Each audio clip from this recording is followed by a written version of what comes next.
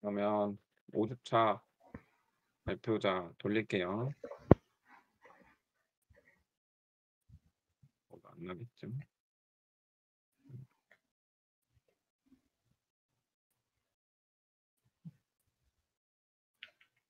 제 예상이 맞군요.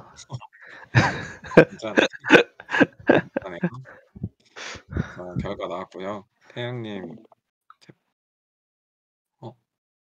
태양님이 챕터 11, 형길님 챕터 12, 예은님이 챕터 13 순으로 발표해 주시면 되겠습니다. 네, 잘 보이시나요? 네, 보입니다.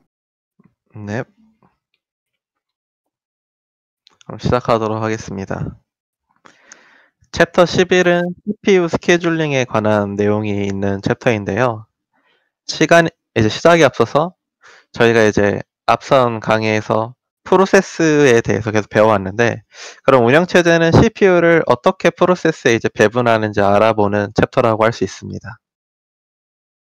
그 이제 배포 방법 중에 하나 이제 CPU 스케줄링이란 게 있는데, 이제 CPU 스케줄링은 운영체제가 프로세스들에게 공정하고 합리적으로 CPU 자원을 배분하는 것을 말합니다. 자, 그러면 어떻게 해야 공정한 CPU 스케줄링이 될까? 그걸 이제 프로세스 우선순위라는 기준으로 공정하게 나누게 되는데요. 프로세스는 빠르게 처리해야 되는 것도 있고, 그리고 비교적 늦게 처리해야 하는 프로세스들이 있기 때문에 이제 우선순위가 높은 프로세스부터 빠르게 처리해야 가장 공정한 CPU 자원을 배분할 수 있게가 됩니다. 대표적으로 입출력 작업이 많은 프로세스가 이제 우선순위가 높게 되는데요. 그 이유는 대부분의 프로세스들은 CPU와 입출력 장치를 모두 사용되며 실행됩니다. 아래 그림이 다한 것 같은데요. CPU를 사용도 하고 입출력 장치도 사용하고 CPU 사용하고 입출력 장치 사용하고 이런 게 이제 반복된다는 거죠. 그런데 이런 프로세스가 종류마다 입출력 장치를 이용하는 시간과 CPU를 이용하는 시간의 양의 차이가 있습니다. 비디오 재생이나 디스크 백업 작업과 같은 입출력 작업이 많은 프로세스, 그리고 복잡한 수학 연산, 컴파일, 그래픽 처리 작업을 감당하는 프로세스와 같이 이제 CPU 작업이 많은 프로세스 존재하게 되는데, 이제 처음에 말한 이 부분, 입출력 작업이 많은 프로세스를 입출력 집중 프로세스라고 부르고, 후자 쪽에 CPU 작업이 많은 프로세스를 CPU 집중 프로세스라고 부릅니다.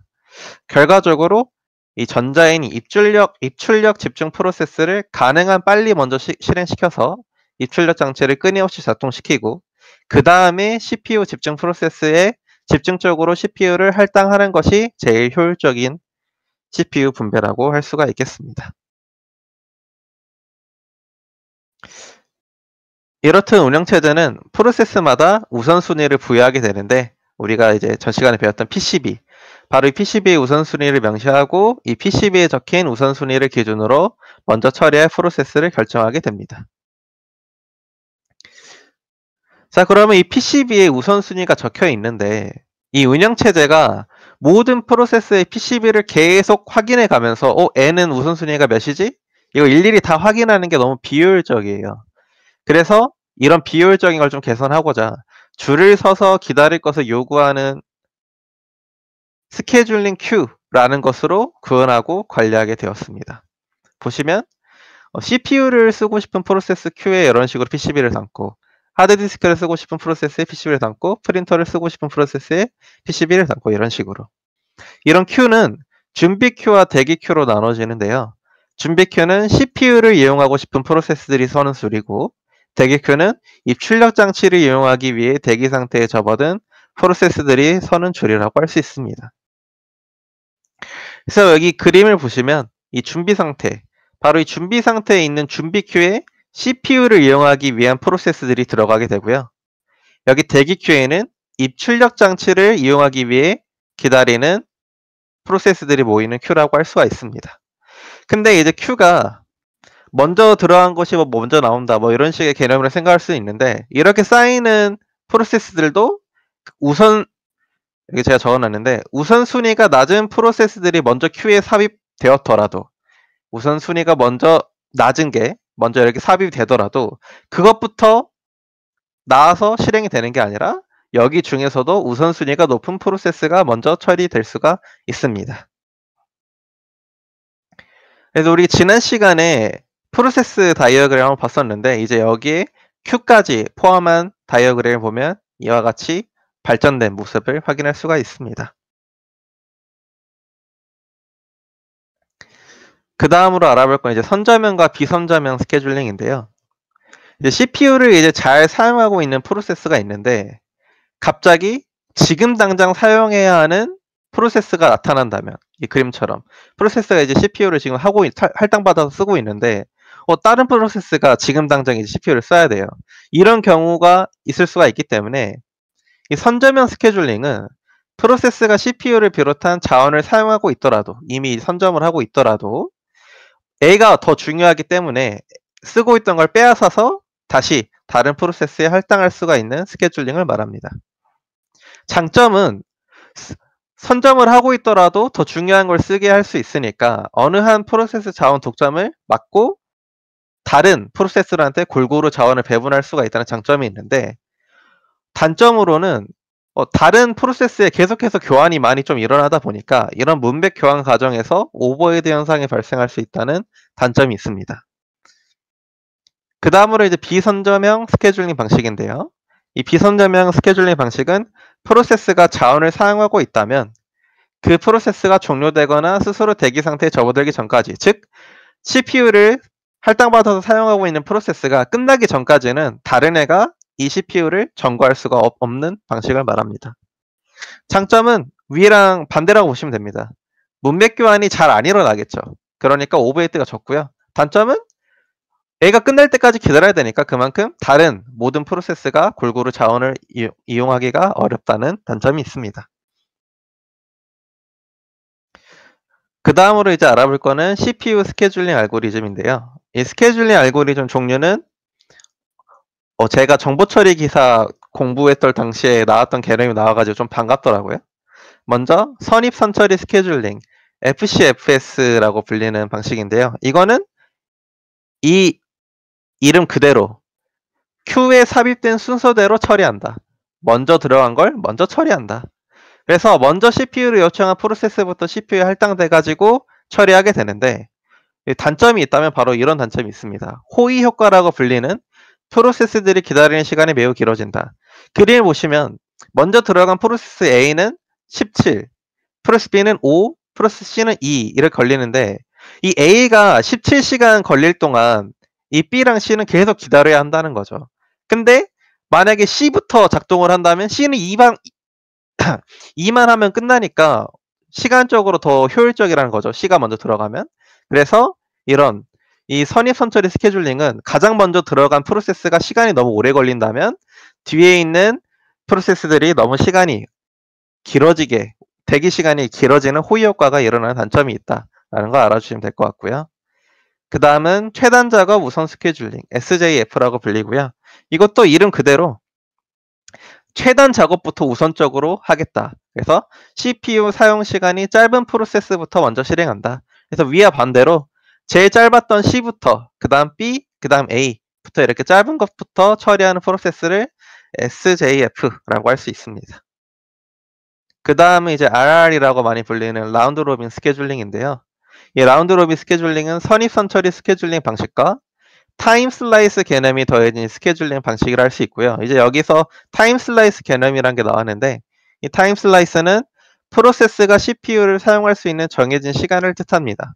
그래서 이 정해진 시간을 정해서 타임 슬라이스만큼의 시간 동안 돌아가면 CPU를 이용하는 선저명 스케줄링 방식이다라고 볼 수 있는데, 밑에 그림을 보고 설명을 해보자면, 타임 슬라이스가 이제 4로 되어 있죠. 그럼 먼저 선저명 스케줄링이니까 먼저 A, B, C 이렇게 들어가 있다고 가정을 해보겠습니다. 그럼 먼저 이제 A가 들어가서 실행이 되게 되는데, 타임 슬라이스가 4기 때문에 A는 10일만큼 해야 되지만 4만큼만 진행합니다. 그리고 A를 멈춰요.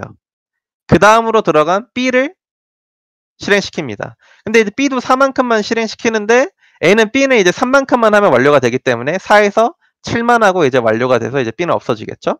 그 다음으로 들어간 프로세스 C가 실행되는데 이 프로세스 C도 7만큼 실행돼야 완료되지만 타임 슬라스가 4로 되었기 때문에 4만큼만 진행을 하고, 아까 A가 아직 시간이 남아 있었기 때문에 A 또 4만큼 진행하고 C 진행하고 A 진행하는 식으로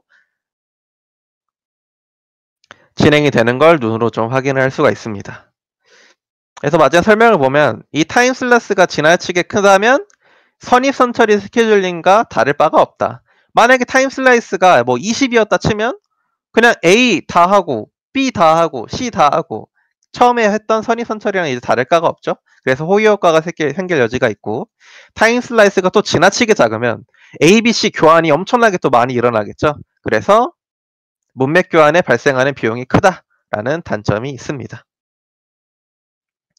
자, 그 다음은 최소 잔여 시간 우선 스케줄링 SRT인데요. 최단 작업 우선 스케줄링과 라운드 로빈 스케줄링이 합쳐진 스케줄링으로 정해진 타임 슬라이스만큼 CPU를 사용을 하되 CPU를 사용할 다음 프로세스로는 남아있는 작업 시간이 가장 적은 프로세스가 선택된다라고 할 수 있습니다.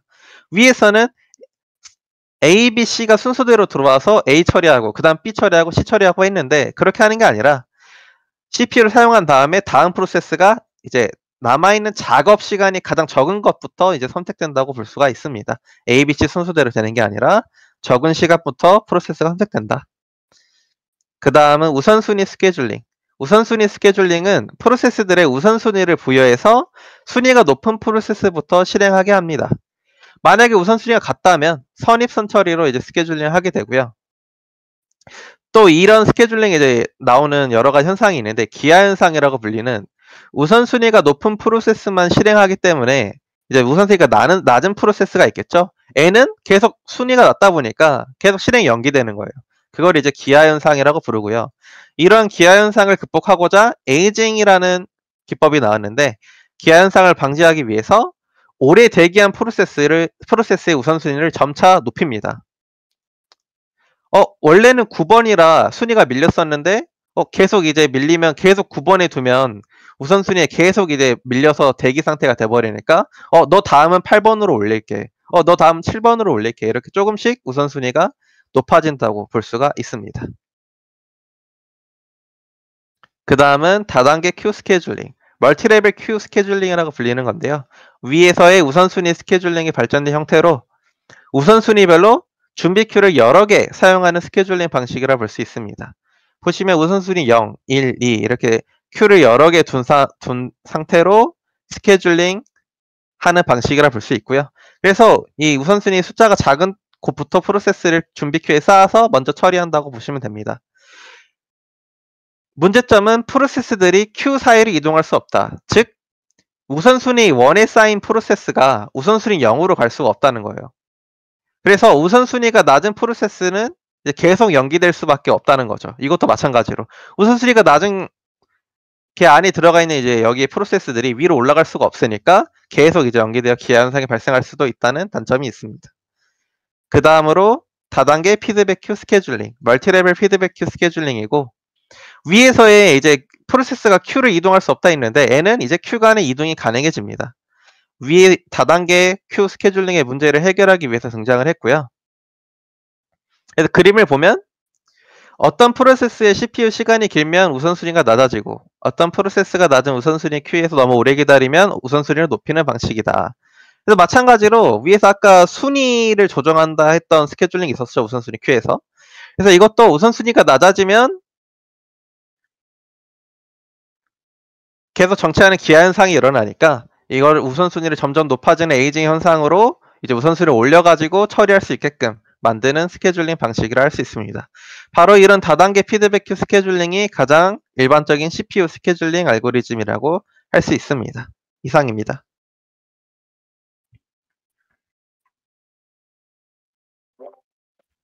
네, 잘 들었습니다.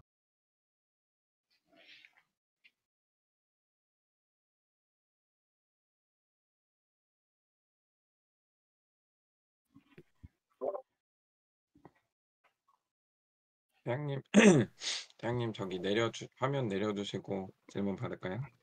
네.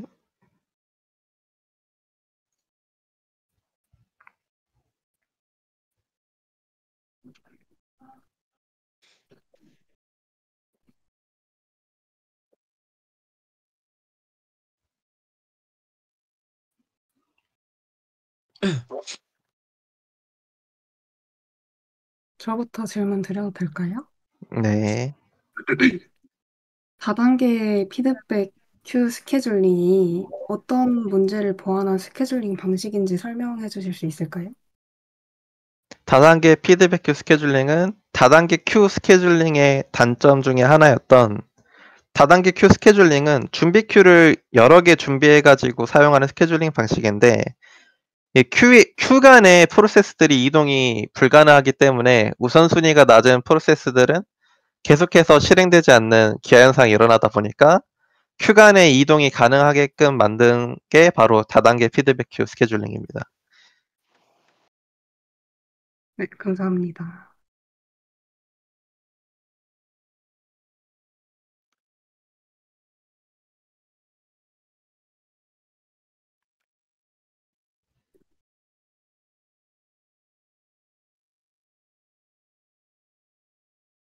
음, 그 선점형 스케줄링이랑 비선점형 스케줄링 가볍게 설명해 주시고 예시 하나씩 들어주실래요? 일단 선점형 스케줄링은 먼저 프로세스가 CPU를 할당받아서 사용하고 있다면 만약에 그 순간에 다른 중요한 지금 당장 실행해야 하는 프로세스가 또 나온다면 기존에 할당받은 프로세스는 그만 할당을 받고 이제 지금 당장 실행해야 하는 프로세스가 그거를 뺏어서 사용하는 걸 선점형 스케줄링이라 할 수 있고요. 비선점형 스케줄링은 미리 어떤 한 프로세스가 CPU를 할당받아 쓰고 있다면 그 프로세스가 끝날 때까지는 다른 프로세스가 끼어들지 못하는 걸 말합니다. 애쉬는 어떤 식으로 말씀을 드려야 될까요? 알고리즘 종류 정도만 하나씩 얘기해 주시면 될 것 같아요. 알고리즘. 아까 제가 11-2에서 했던 거 말씀하시는 거죠? 네네, 맞습니다. 일단 비선점형이 선입선 처리 스케줄링이 있고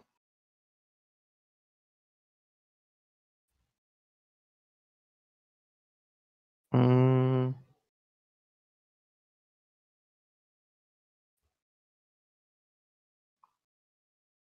그 다음에 선점형에는 라운드 로빈. 일단 이렇게 두 개가 기억이 나는데 나머지가 잘 기억이 안 나네요. 뭐 하나씩만 뭐 얘기하셔도 네, 나머지가 잘 기억이 안 납니다. 감사합니다.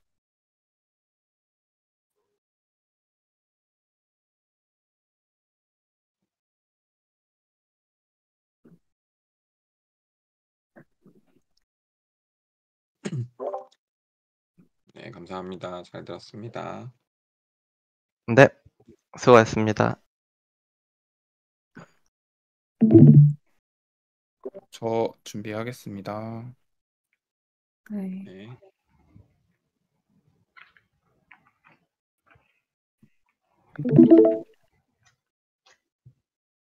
보이실까요?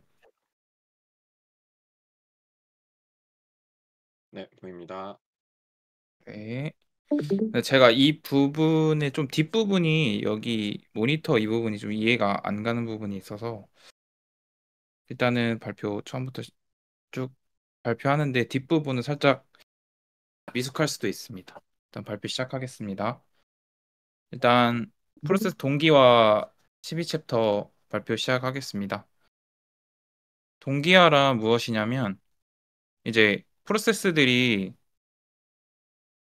동시에 계속 실행이 되면은 이제 오류가 나거나 처리해야 될 일들을 처리를 못하고 끝나거나 그럴 수도 있겠죠. 그래서 올바른 순서에 맞는 실행을 위해서는 동기화가 꼭 필수인데요. 그래서 동기화가 무엇이냐? 그래서 동기화는 프로세스들 사이에서 수행 시기를 맞춰서 그 순서들을 맞춰주는 거예요. 그래서 이거는 어떤 것을 의미하냐면 두 가지로 나눌 수 있는데요. 실행 순서를 제어하거나 실행 순서 제어는 올바른 순서대로 실행하는 것을 의미하고요. 상호 배제. 상호 배제는 동시에 접근해서는 안 되는 자원에 하나의 프로세스만 접근할 수 있도록 하는 겁니다. 그리고 스레드도 동기화의 대상이고요. 정확하게는 실행의 흐름을 갖는 모든 것은 동기화의 대상이라고 합니다. 그래서 동기화의 종류는 위에 얘기했던 이 두 가지에 대한 동기화가 있는데요. 첫 번째로 실행 순서 제어를 위한 동기화입니다. 그래서 만약 어, 텍스트 파일에 어떤 것을 값을 저장하는 라이터 프로세스랑 그거를 꺼내와서 읽는 리더 프로세스가 있다면 이게 라이터 프로세스가 여기 book.txt 안에 값을 저장하기 전에 리더가 먼저 읽는 것은 당연히 값이 안 들어있기 때문에 올바른 실행 순서가 아니죠. 그래서 이런 것처럼 동시에 실행되는 프로세스를 올바른 순서로 실행하는 것이 실행 순서 제어를 위한 동기화입니다.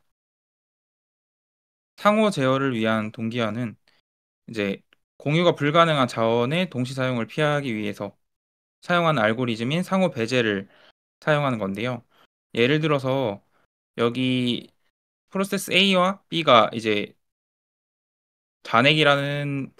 잔액이라는 값을 공유를 하고 있다면 프로세스 A에서 잔액을 읽어드리고 2만 원을 더하면 그 다음에 문맥 교환으로 잠깐 바꿨어요. 근데 그 다음에 잔액을 프로세스 B가 읽어드리면 이제 더한 값을 저장하기 전에 잔액을 읽어드렸기 때문에 얘는 5만 원을 더한 값만 여기에 적용이 됩니다. 왜냐? 더한 값을 저장하기 전에 문맥 교환이 프로세스 B가 잔액을 읽어드렸기 때문인데요. 여기 보시면은 이렇게 되는 게 올바른 프로세스 진행 과정이죠. 더한 값을 저장을 하고 여기서는 기다리고 있다가 그 다음에 더한 값이 저장이 됐을 때 잔액을 읽어드리는 식으로 해야 최종 잔액이 17만 원으로 되는 겁니다. 그래서 이거랑 비슷한 예제로 생산자와 소비자 문제가 있는데요. 생산자는 물건을 계속 생산해내는 프로세스고 소비자는 물건을 계속해서 소비하는 프로세스라고 한다면 이게 총합이라는 예를 들어서 여기 잔액 있죠. 잔액과 비슷한 총합이라는 데이터를 계속 동시에 사용을 하고 있어요. 이 둘이. 그러면은 생산을 하기도 전에 소비자가 물건을 빼서 쓰거나 빼서 썼는데 생산을 계속 하거나 그 둘이 어떤 맞물리는 과정이 없이 중복돼서 계속 사용이 된다면 이제 엉뚱한 결과가 발생을 하겠죠. 그렇다면 이걸 어떻게 해결을 해야 되느냐.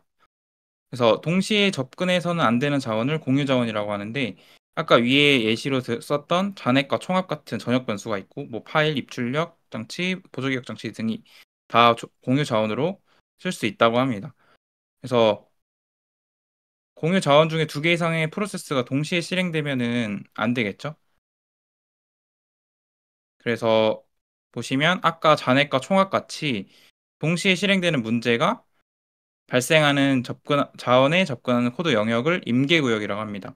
그래서 예를 들어서 아까 A가 임계구역에 들어간다면 얘가 들어오지 않고 이제 기다려주는 그런 과정을 겪고 그래서 대기를 한 다음에 A가 끝났을 때 B가 들어가는 식으로 진행이 됩니다.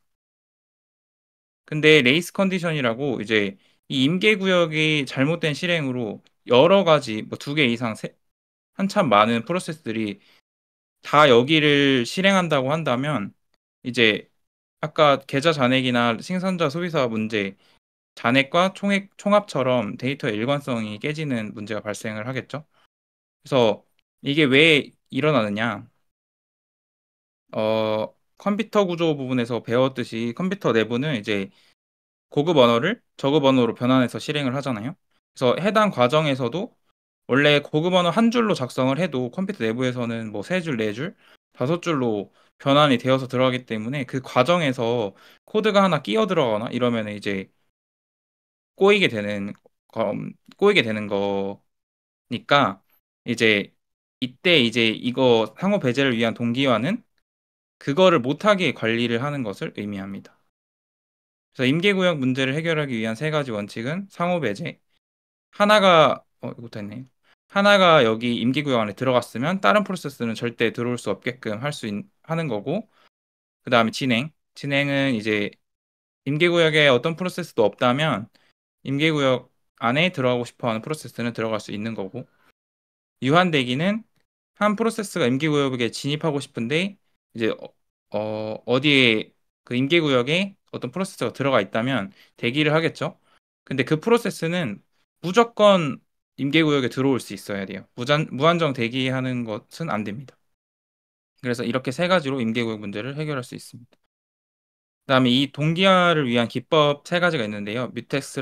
뮤텍스락, 세마포, 모니터 이렇게 세 가지입니다. 뮤텍스락은 예를 들어서 이제 손님과 탈의실을 예로 들면 손님이 프로세스고 탈의실이 임계구역이라고 생각하시면 됩니다. 그래서 자물쇠라는 게 있다면 사람이 있다는 뜻일 거고 없다면 탈의실 이용 가능하겠죠. 이것처럼 자물쇠 기능을 코드로 구현을 해서 상호 배제를 위한 동기화 도구로 사용하는 것이 뮤텍스 락입니다. 뮤텍스 락은 하나의 전역 변수, 자물쇠 역할하는 전역 변수 락과 두 개의 함수, 임계구역을 잠그는 acquire 함수와 잠금 해제하는 release 함수를 사용을 하는데요. 이거를 임계구역 앞과 뒤에 호출을 하면서 하나의 프로세스만 진입할 수 있게끔 하는 거예요. 그래서 acquire를 먼저 해주고 잠근 다음에 프로세스가 들어오고 그 다음에 프로세스가 끝나면 릴리즈를 함으로써 하나만 들어올 수 있게끔 하는 겁니다. 근데 이제 acquire 함수는 임계구역 잠겨 있으면 이제 다른 프로세스가 들어오려고 할 때 반복적으로 계속 락을 확인을 하겠죠. 여기가 잠겨져 있는지 열려져 있는지 그것을 바쁜 대기라고 하는데요. 그 바쁜 대기에 대한 단점은 아래에서 말씀드리겠습니다. 그래서 세마포라고 하는 거는 이제 뮤텍스락은 하나의 프로세스만 왔다 갔다 할 수 있는 건데 이거는 이제 공유자원이 하나이고 공유자원이 하나일 때 하는 거고 세마포는 이제 공유자원이 여러 개 있을 때 공유자원에 접근하는 방법인데요. 그래서 세마포는 공유자원이 여러 개 있는 상황에서 적용이 가능한 동기화 도구입니다. 세마포는 뮤텍스락과 비슷하게 이제 멈춤 신호가 있고요. 멈춤 신호 wait라는 함수가 있고 가도 좋다는 시그널이라는 함수가 있습니다. 그래서 이걸로 임계구역을 관리하는데 임계구역에 진입할 수 있는 프로세스 개수를 S라고 해서 만약에 3개라고 하면은 지금 3개의 공유 자원이 비어 있으니까 거기 들어갈 수 있다 이런 뜻이고 그다음에 들어가 좋은지 아닌지를 알려주는 웨이트 함수 그다음에 들어가도 좋다고 알려주는 시그널 함수 이런 식으로 세마포가 이루어져 있고요.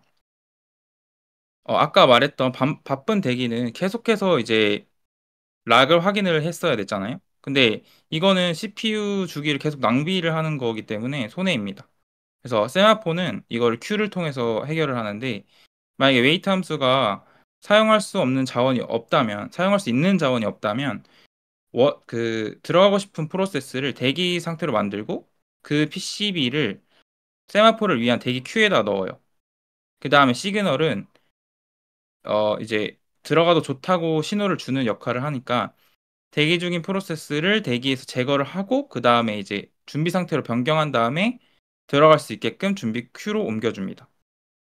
이제 마지막으로 모니터인데요.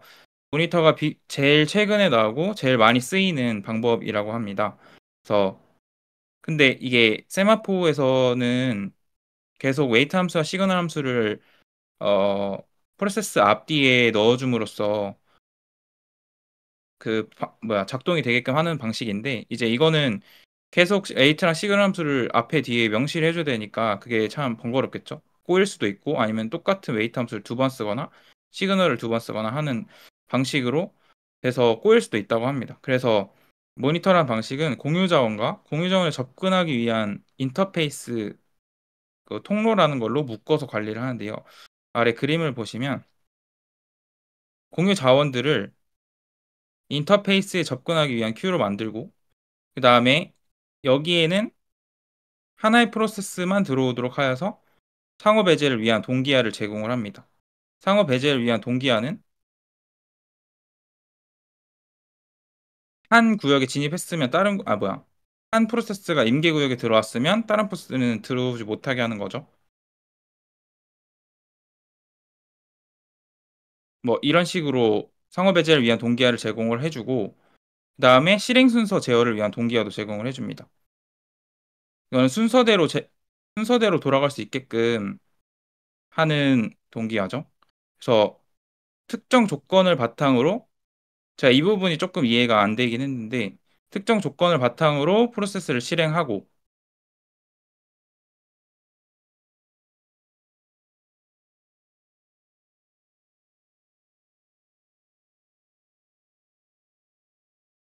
잠깐만 읽어보겠습니다.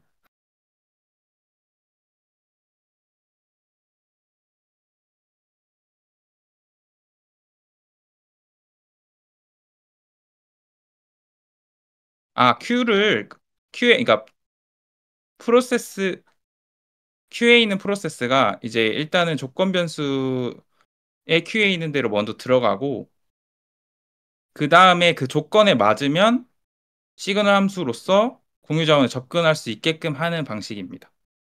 그래서 모니터에 이미 진입한 프로세스 실행 조건이 만족될 때까지 이 실행 조건이 만족됐을 때 시그널을 빼와서 여기서 사용을 하는 거겠죠. 잠시 실행이 중단되어서 여기 웨이트 큐가 존재를 하고 그 다음에 실행을 할 수 있게끔 하는 시그널 연산이 있습니다. 그래서 모니터는 이렇게 조건 변수를 이용해서 이러한 실행 순서 제어 동기화를 제공을 하는데요. 그래서 특정 프로세스가 아직 실행될 조건이 되지 않았을 때는 여기 웨이트를 통해서 여기에 기다리게끔 해주고 그 다음에 조건이 충족됐을 때 시그널로 빠져나와서 사용할 수 있게끔 해줍니다. 여기까지입니다. 이 부분 혹시 부족한 부분 있었으면 설명 좀 부탁드리겠습니다. 감사합니다.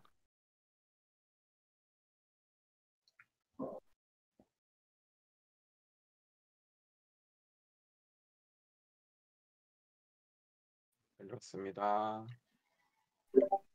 혹시 저 잘 부분 들었습니다. 좀 도와주실 분 있나요? 근데 저 부분이 좀 어렵긴 해가지고 말씀하신 거 외에 뭘 더 어떻게 업해야 할지 잘 모르겠네요.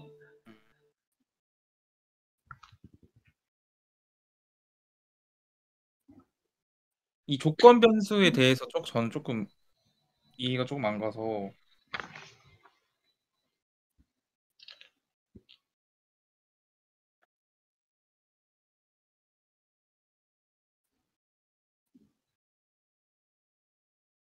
결국 조건 변수가 실행 순서 제어를 하기 위해서 쓰게 되는 거고 그 조건 변수가 이제 weight이랑 시그널을 이용을 해가지고 실행 순서를 제어하는 역할을 하게 되는데 이제 weight을 한다는 거는 기다리게 한다. 호처럼 프로세스 상태를 이제 대기 상태로 바꿔가지고 대기 큐에 넣어버리는 거고 시그널이 이제 준비로 바꿔가지고 실행할 수 있게끔 하는 거니까 결국 그 두 개의 함수로 실행 순서를 제어한다라고 이제 좀 저는 생각하고 있습니다. 그러면은 제가 궁금했던 거는 만약에 1, 2, 3, 4, 5라는 순서를 가진 프로세스 이렇게 실행이 돼야 되는 순서가 있는데 만약에 2, 1, 3, 4, 5라고 큐에 들어가 있으면 그럼 2는 조건에 만족하지 않아서 거기 조건 조건 변수에서 기다린 다음에 1이 먼저 들어가고 나올 때 시그널로 빠져나오는 형식일까요? 저도 그렇게 생각을 했었어요. 그러니까 순서를 맞춰주기 위한 거니까. 그쵸, 그쵸.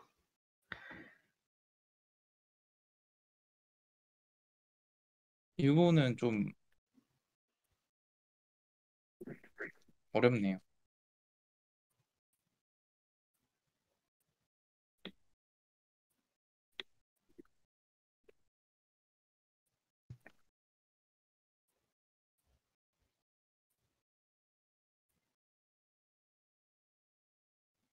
일단은 네, 질문 받겠습니다.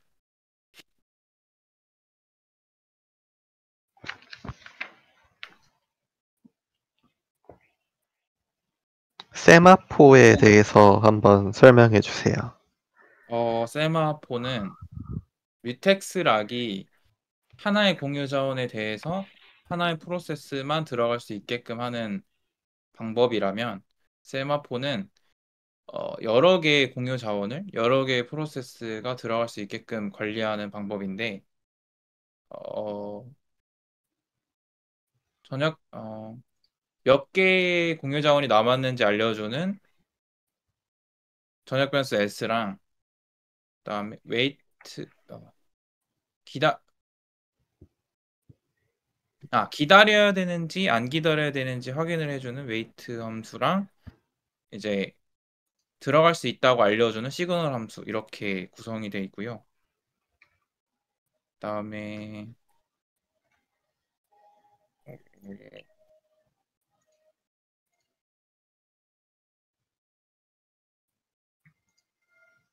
바쁜 대기를 얘는 어떻게 해소를 하냐면, 잠시만요.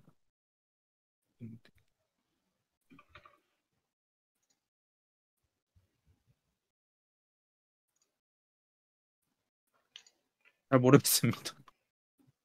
좀 전에 얘기한 건데 까먹었네. 아닙니다. 바쁜 대기 별, 어떻게 해소하나요?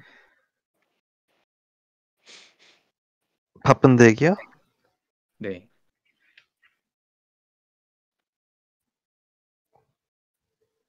잠시만요. 저도 생각을 좀.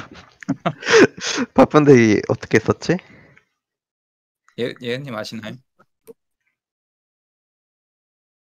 저는 그 바쁜 대기를 해소하는 거를 네. 뮤텍스락에서만 본 것 같아요. 한번 찾아볼게요. 그래요? 근데 결국 또 결국 뮤테스 락이 타르실이 계속 비어있는지 아니는지 반복문을 돌리며 가면서 계속 확인을 하잖아요. 그게 이제 while문에서 락이 true인지 이제 계속 체크하는 게 바쁜 대기니까 그거를 해결하기 위해서 이제 반복문을 이제 돌리지 않고 하는 걸로 알고 있거든요. 여기 네. 356페이지 보니까 Q에 넣는다고 하네요. 그 PCB를 그쵸, 그쵸. Q에다가 대기 상태로 집어넣고, 그다음에 시그널 함수가 호출됐을 때 그 PCB를 준비 상태로 변경하고 준비 큐로 옮겨준다고 합니다. 356페이지에 있어요.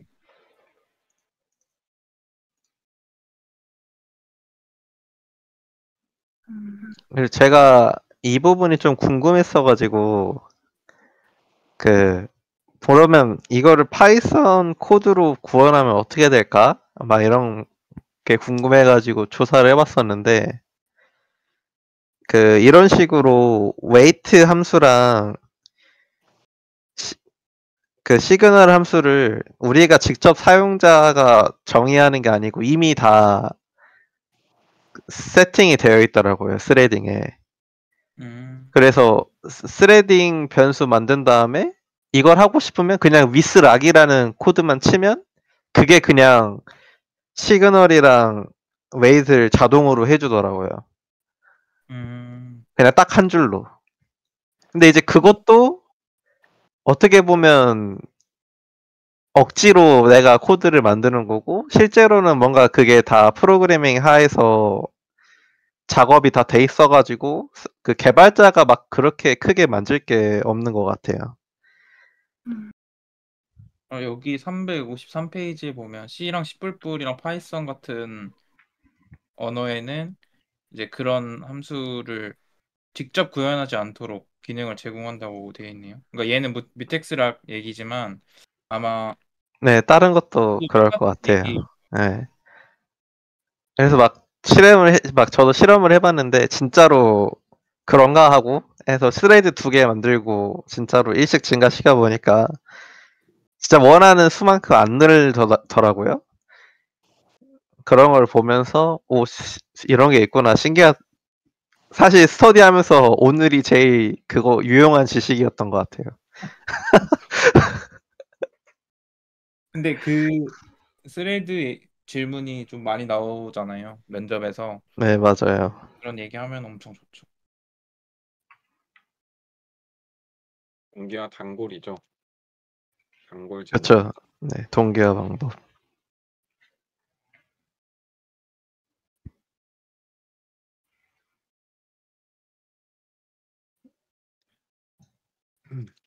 네, 다른 분 질문해 주시면 될 것 같습니다.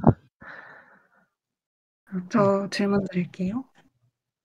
동시에 접근하면 안 되는 자원에 대해서 설명해 주시고 간단한 예시 하나 들어주시겠어요?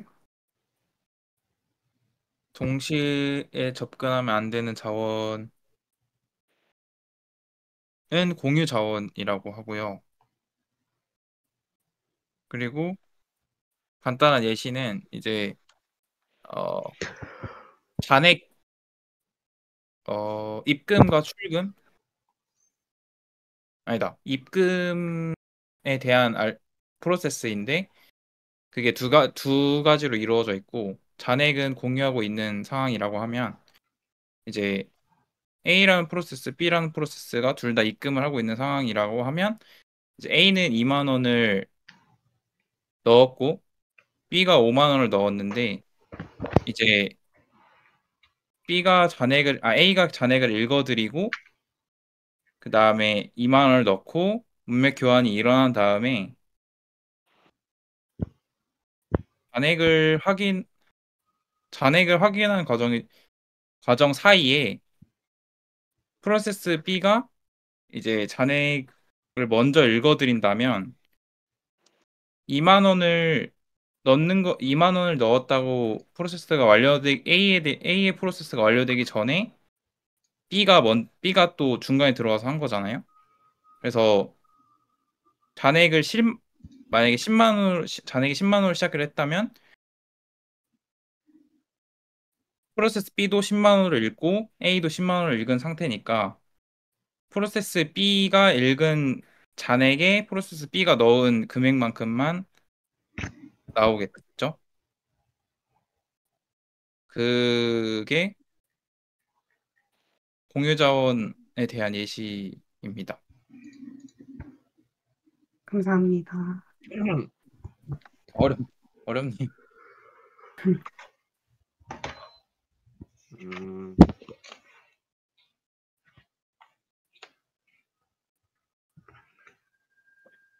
그러면 어,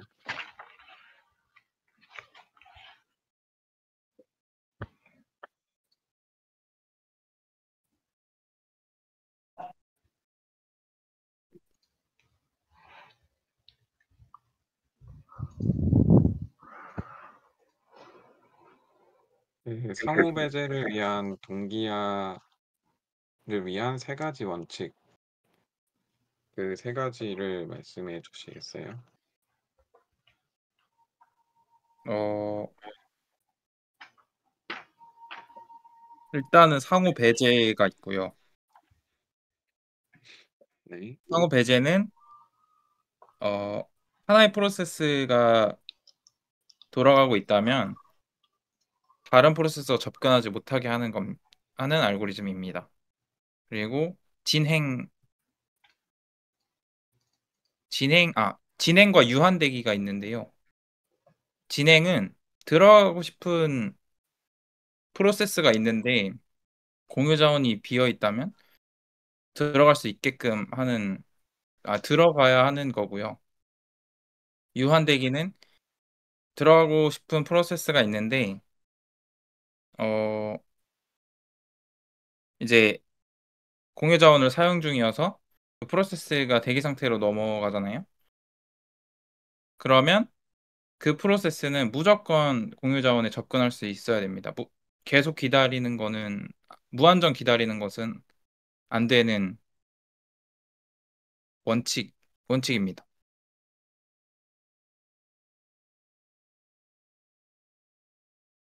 네. 네, 잘 들었습니다. 그러면은 그런 그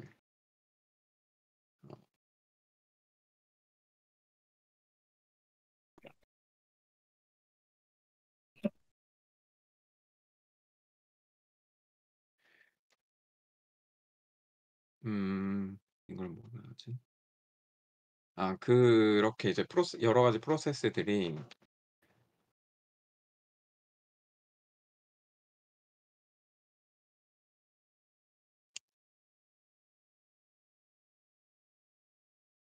그런 이제 공유 자원에 접근하는 코드들의 영역을 부르는 용어가 있는데 그걸 뭐라고 하죠? 임계 구역이라고 합니다.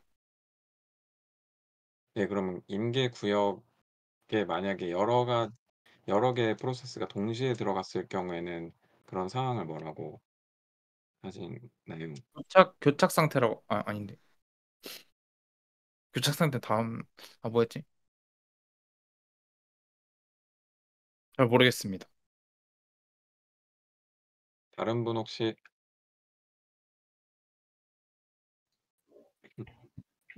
다시 한번 알려주세요. 네, 질문이 그 임계 구역에 이제 동시에 여러 프로세스가 그 공유 자원을 접근을 하게 됐을 때 그러한 상황을 일컫는 말을 뭐라고 하나요? 레이스 컨디션 말씀하시는 건가요? 네, 맞습니다. 아, 그렇군요. 레이스 컨디션 맞습니다. 네, 감사합니다.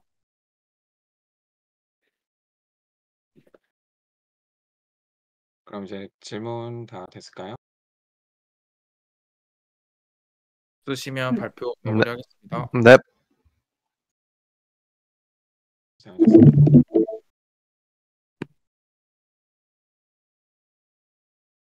마지막으로 예은님 준비해 주세요. 3챕터. 네. 잘 보이시나요? 네, 보입니다. 네, 보입니다. 네, 발표 시작하겠습니다. 제가 발표할 주제는 13장의 교착 상태입니다. 이 교착 상태는 보통 식사하는 철학자 문제를 통해서 쉽게 이해할 수 있는데요. 이 데드락이라고 부르는 교착 상태는 일어나지 않을 사건을 기다리다가 진행이 멈춰버리는 현상을 말합니다. 교착 상태를 표현할 수 있는 그래프를 자원할당 그래프라고 하는데요. 이 그래프를 그릴 때는 이렇게 4가지 방식을 따라서 그리게 됩니다. 첫 번째로 프로세스는 1, 자원의 종류는 사각형으로 표현합니다. 두 번째로 사용할 수 있는 자원의 개수는 자원 사각형 내의 점으로 표현하고, 세 번째로 프로세스가 어떤 자원을 할당받아 사용 중이라면 자원에서 프로세스를 향해 화살표로 표시합니다. 그리고 프로세스가 어떤 자원을 기다리고 있다면 프로세스에서 자원으로 화살표를 표시하게 됩니다. 이 그림은 위의 규칙을 준수해서 그려진 그래프이고, 간단히 보고자면 SSD가 3개가 있고 CPU가 2개, 프린터가 1개가 있습니다. 그리고 프로세스 A는 SSD 1개를 할당받아서 사용 중이고, 마찬가지로 이렇게 각 자원을 할당받아서 사용 중인 거고, 프로세스 E는 프린터에 사용을 기다리는 중이고 프로세스 F도 마찬가지로 CPU의 할당을 기다리는 중입니다.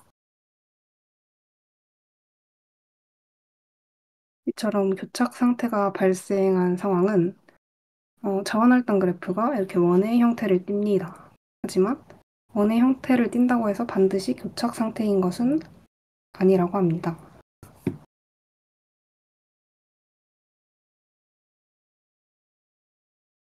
교착 상태는 이렇게 4가지 조건을 모두 만족할 때 발생하는데요. 조건 중에 첫 번째로 상호 배제가 있습니다. 상호 배제는 한 프로세스가 사용하는 자원을 다른 프로세스가 사용할 수 없는 상태를 말합니다. 두 번째로 점유와 대기입니다.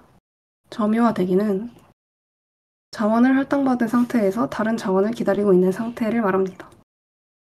세 번째로 비선점입니다. 비선점은 어떤 프로세스도 다른 프로세스의 자원을 강제로 뺏지 못하는 상태를 말합니다. 네 번째로 원형 대기가 있습니다. 원형 대기는 프로세스들이 원의 형태로 자원을 대기하는 상태를 말합니다.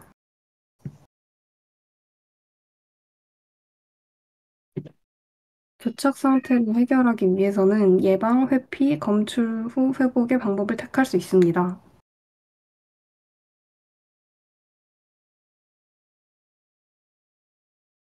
예방 방법은 교착 상태의 발생 조건 4가지 중 한 가지를 없애는 것입니다. 일단 첫 번째로 상호 배제를 없앤다는 것은 모든 자원을 공유 가능하게 만든다는 것을 의미합니다. 하지만 이는 현실적으로 불가능에 가깝습니다. 첫 번째로 점유와 대기를 없애는 것입니다. 점유와 대기를 없애는 것은 운영체제가 특정 프로세스의 자원을 모두 할당하거나 아예 할당하지 않는 방식으로 배분하는 것입니다. 이는 당장 자원이 필요해도 기다릴 수밖에 없는 프로세스, 그리고 사용되지 않으면서 오랫동안 할당되는 자원을 만들어냅니다. 그래서 결국에 자원 활용률이 낮아지기 때문에 자원을 많이 활용하는 프로세스가 불리합니다. 따라서 이 기하 현상을 불러오게 됩니다. 세 번째로 비선점 조건 없애기입니다. 비선점 조건 없애기는 자원을 이용 중인 프로세스로부터 해당 자원을 빼앗을 수 있다는 것을 말합니다. 이는 선점에서 사용할 수 있는 일부 자원에 대해서는 효과적이지만 모든 자원이 선점 가능하진 않기 때문에 범용성이 떨어진다는 문제점이 있습니다. 그리고 네 번째로 원형 대기 조건 없애기입니다. 원형 대기 조건 없애기는 자원에 번호를 붙이고 오름차순으로 자원을 할당하는 방법입니다. 이 방법은 앞선 3가지 방법보다는 현실적이고 실용적이지만 번호를 붙이는 작업이 어렵고 번호에 따라서 활용률이 달라진다는 특성이 있습니다. 그리고 교착 상태 해결을 위한 두 번째 방법으로는 회피하는 방법이 있습니다. 이거는 교착 상태를 무분별한 자원 할당으로 인해 발생했다고 간주하고 자원을 조금씩 할당하는 방법입니다. 안전 상태에서 안전 상태로 움직이는 경우에만 자원을 할당할 수 있습니다. 여기서 안정 상태라는 것은 교착 상태 없이 모든 프로세스가 자원을 할당받고 종료될 수 있는 상태를 말하고 불안정 상태는 교착 상태가 발생할 수도 있는 상태를 말합니다. 그리고 안전 순서열은 교착 상태 없이 안전하게 프로세스들의 자원을 할당할 수 있는 순서를 말합니다. 마지막으로 교착 상태 해결을 위한 방법 중 하나인 검출 후 회복에 대해 알아보겠습니다. 검출 후 회복 방법은 프로세스가 자원을 요구하면 일단 할당하고 교착 상태가 검출되면 회복하는 방식입니다. 여기서 선점을 통한 회복과 강제 종료를 통한 회복이 있는데요. 선점을 통한 회복은 교착 상태가 해결될 때까지 한 개의 프로세스씩 자원을 몰아주는 방식입니다. 그리고 강제 종료를 통한 회복은 말 그대로 강제 종료를 하는 건데요. 이 강제 종료하는 방식도 두 가지가 있는데 각각이 문제점이 이렇게 있습니다. 일단 교착 상태에 놓인 프로세스를 모두 강제 종료하면 작업 중이던 내역을 잃을 수 있는 위험이 있고 교착 상태가 해결될 때까지 하나의 프로세스씩 강제 종료를 하면서 교착 상태가 해결됐는지를 확인하다 보면 오버헤드가 발생할 수 있다는 문제점이 있습니다. 그리고 마지막으로 교착 상태를 무시할 수 있는 방법도 있습니다. 교착 상태라는 게 엄청 드물게 발생하는 문제이기 때문에 무시를 함으로써 대처하는 방식으로 타조 알고리즘이라고 부른다고 합니다. 이렇게 발표를 마치겠습니다. 감사합니다.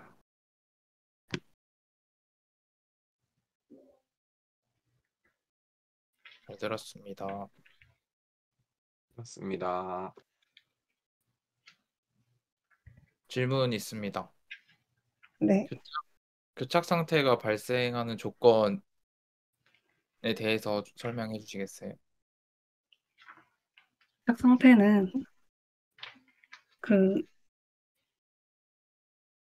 네 가지 조건이 있는데 그거를 모두 만족을 해야 발생을 합니다.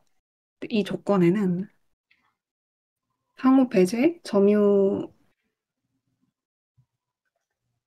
자원을 점유하고 그거를 기다리는 것이 있고 그리고 비선점, 원형 대기가 있습니다.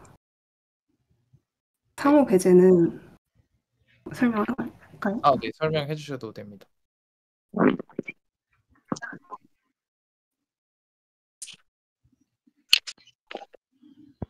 상호 배제는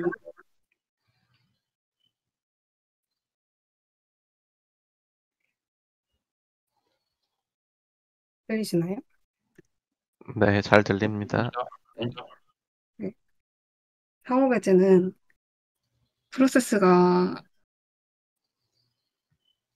어떤 자원을 사용할 때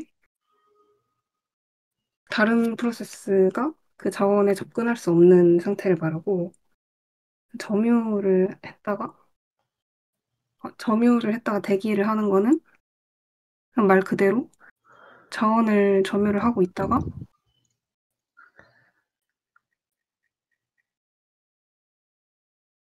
다른 자원을 위해서 대기를 하는 상태를 말하고 비선점은 선점을 하지 못하는 거를 말하기 때문에 음, 다른 자원을 강제로 뺏지 못한다는 것을 말합니다. 그리고 원형대기는 프로세스들이 아까 그 그래프처럼 원을 띄면서 다음 자원을 대기하는 상태를 말합니다. 네, 감사합니다. 제가 질문하겠습니다. 네.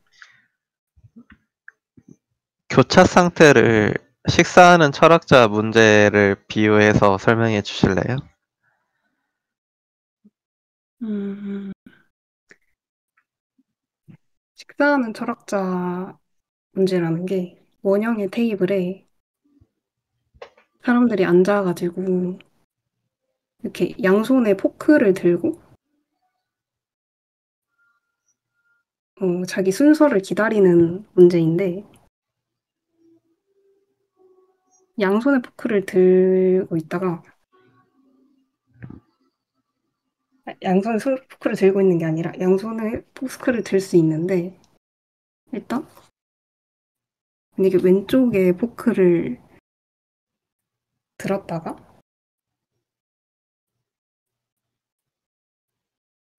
오른쪽 포크를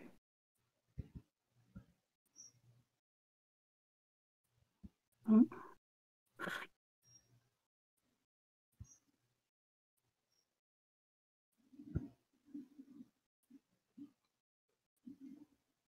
그냥 막 말해봐요.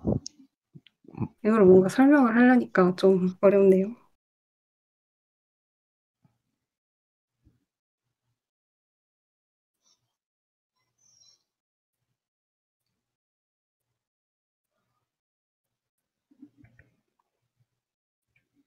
포기인가요? 음, 네, 다시 읽어보겠습니다. 면접에 날라가셨습니다.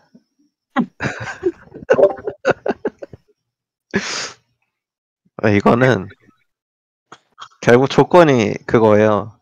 포크를 양손에 쥐고 있어야만 식사가 가능한 게 식사를 할 수 있는 조건인데, 첫 번째가 먼저 왼쪽 포크부터 드는 거예요.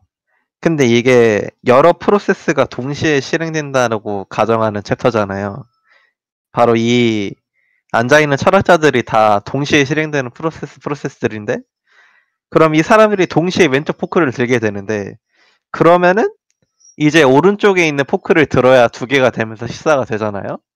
근데 모든 철학자가 한순간에 왼쪽에 있는 포크를 들어버리면 이제 오른손에 집을 수 있는 포크가 아무것도 없다는 거죠. 그럼 이 상태로 계속 프로세스가 실행되지 않고 멈춰버리는 게 바로 교착 상태라고 할 수 있는 거죠. 감사합니다.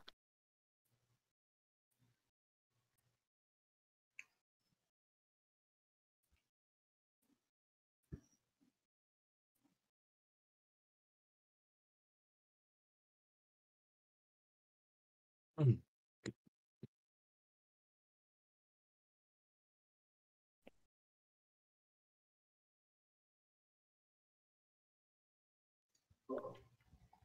끝인가요? 인가요?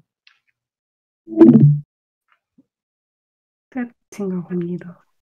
고생하셨습니다. 고생하셨습니다. 고맙습니다. 근데 그 13-2의 해결 방법에 대해서는 질문 안 한 것 같아서 끝났지만 하나만 더 질문을 제가 해볼게요. 네. 그러면 이제 이 운영 체제가 교착 상태를 해결하기 위한 방법으로는 크게 세 가지가 여기 책에서는 소개가 되고 있는데, 네. 그거에 대해서 간단하게 세 가지 키워드랑 그 각각의 세 가지가 어떤 것인지만 간단하게 설명해 주실 수 있을까요? 네. 교착 상태를 해결할 수 있는 방법에는 세 가지가 있는데요.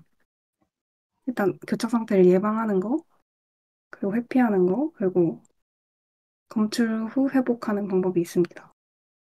일단 예방법에는 아까 말씀드린 그 교착 상태,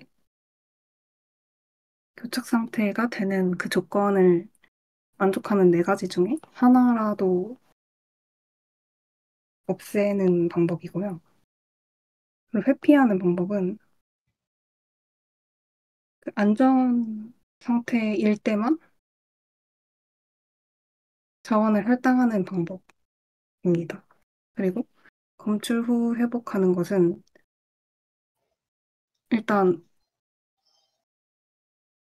일단 자원을 할당을 하고 교착 상태가 된다면 그 후에 회복을 하는 방식입니다.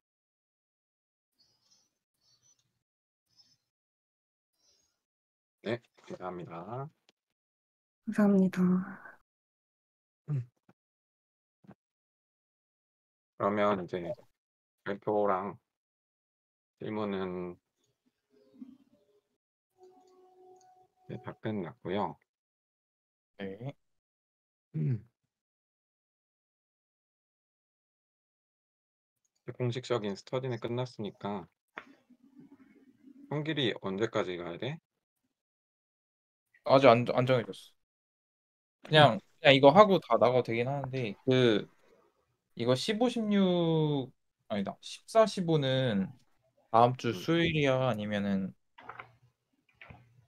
나는 수요일이 더 좋을 것 같긴 한데 그래서 그거를 이제 얘기를 해보려고. 표로 정하죠. 뼈로 일단 잠시 막 크게 막 진행하거나 그럴 것까진 아닌데 일단 제가 화면 공유를 켤게요.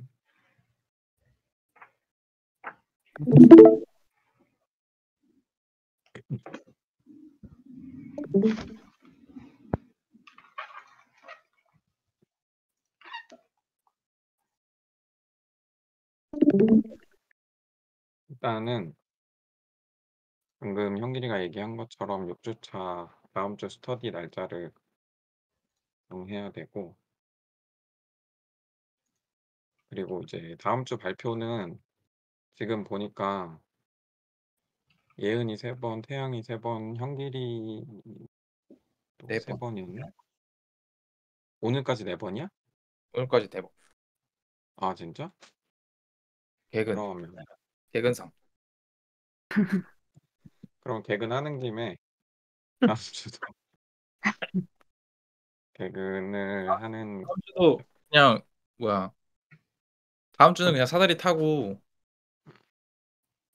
그러니까 횟수 안 따지고 그냥 사다리 타도 상관없긴 해. 다음 주에 이제 2개니까 우리 4명 중에 이제 2명이 발표를 할 텐데, 뭐 지난 횟수는 무관하게 랜덤하게 뭐 사다리 같은 걸로 해서 선정을 할게요. 네. 그리고 이제 그래서 날짜를 이제 정해야 되는데,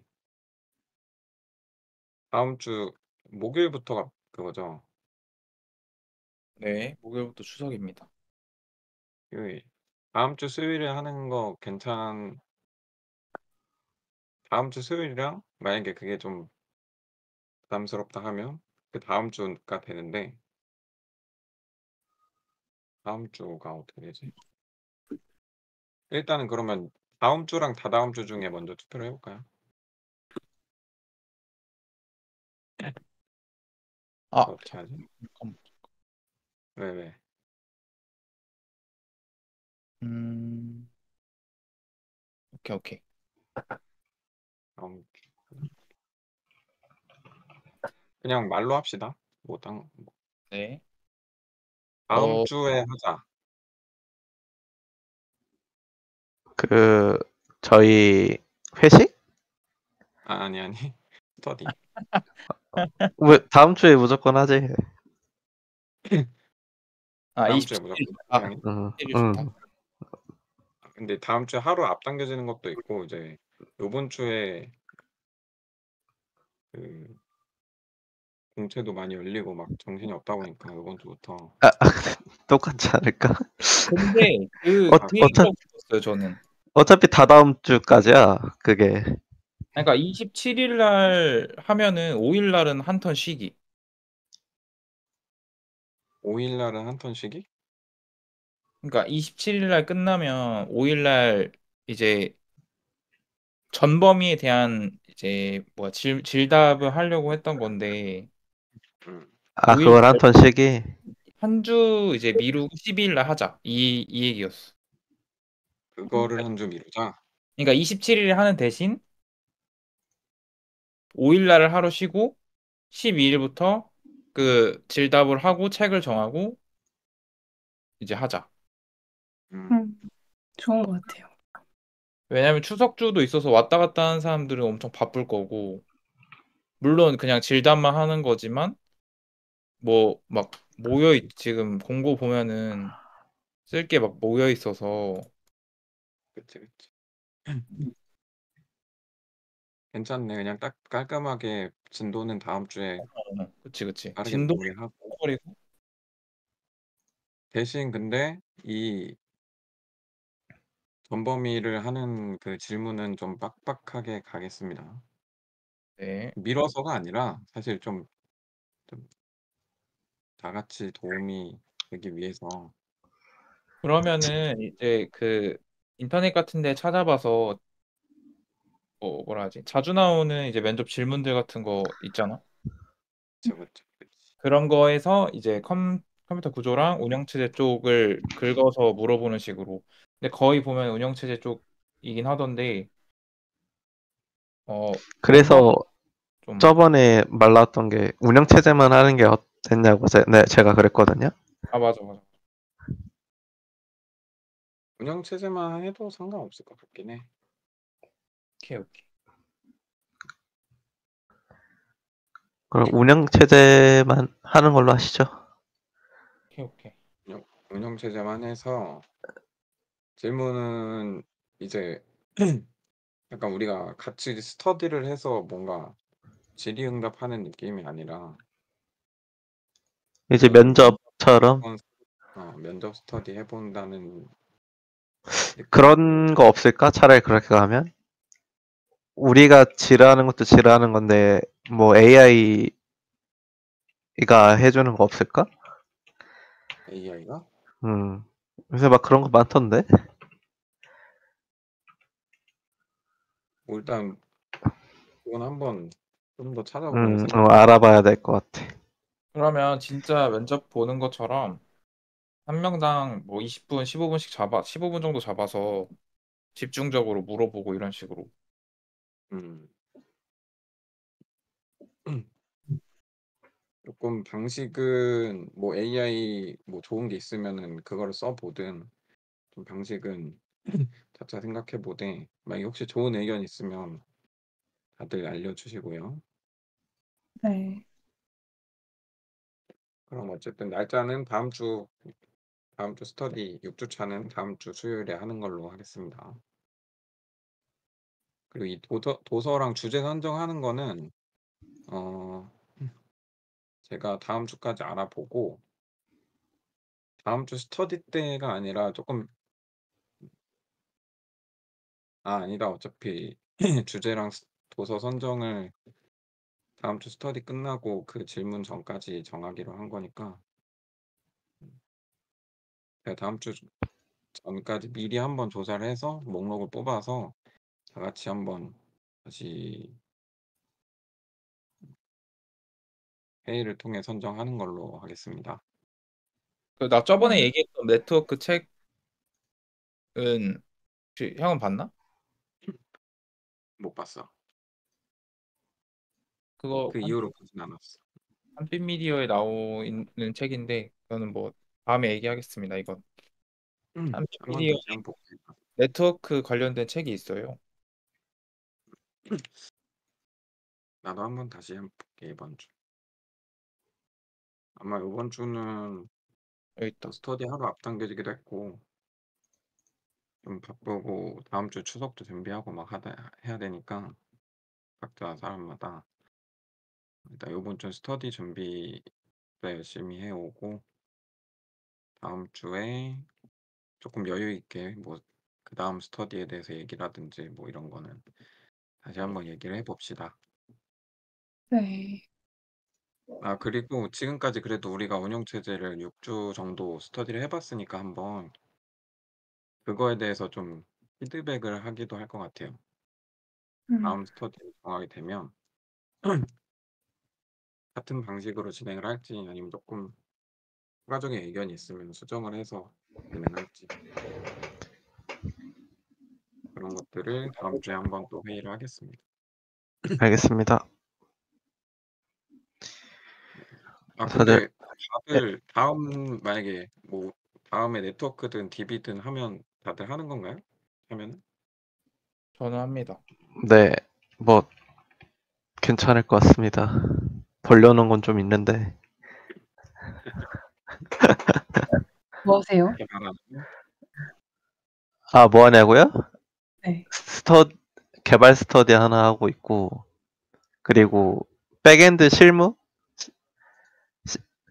멘토가 뭐 진짜 실무처럼 일하는 백엔드 개발 뭐 그런 게 있길래 그거 신청해가지고 다음 주부터 하고, 그리고 프리 온보딩에서 MySQL 하나 나왔길래 그거 한번 신청해봤어. 원티드. 음. DB에 관해서 내가 따로 막 깊게 파본 적은 없어가지고, 이거 한번 들어보면 괜찮을 것 같다 싶어가지고. 그럼 이거 많이 외에도 하시는. 3개를 지금 동시에 하는 거야? 그쵸? 자소서는 안 넣고 있어? 자소서 이제 지금 KT 거 쓰고 있어. 근데 진짜 다른 자소서 것도 써야지. 제도전. 제도전 진짜. 아니 에이플 떨어지고 이 공채로 붙으면 웃기겠다. 아 근데 그 피드백이 반영된 거니까 내가 한번 떨어졌던 그거를. 예은이 얘기하려던 게 뭐야? 뭔가 엄청 할 것도 많고 자소서도 다 막 다르잖아요. 항목이 조금씩. 네. 막 어떤 데는 막 4천 자 쓰라고 그러잖아요. 아, 네. 포스트? 네, 그러면은 시간 엄청 많이 들지 않아요? 아, 근데 4천자는 내가 딱 봐도 좀 어이없어서 난 안 쓰긴 했는데 1,000자만 써도 될 것 같던데 그런 데는. 아, 근데 음, 그 자소서 같은 게 진짜 약간 그런데 시간을 정해놓고 써야 되는 것 같아. 진짜 그 막 다음 주까지 내야 된다라고 생각하면 이제 4천자를 적기 위해서 다음 주까지 막 생각하고 적잖아, 보통. 맞아요. 근데 그렇게 하면 안 되고 그냥 하루 만에 적자. 이렇게 그냥 딱 마감 기한을 해야 그걸 진짜 쓸 수 있음. 안 그러면 끝이 안 나. 음, 나는 지금까지 한 18개 정도 썼거든? 와, 진짜 많이 쓰셨. 근데 4개 떨어지고 하나 붙었어 지금 썰을. 음.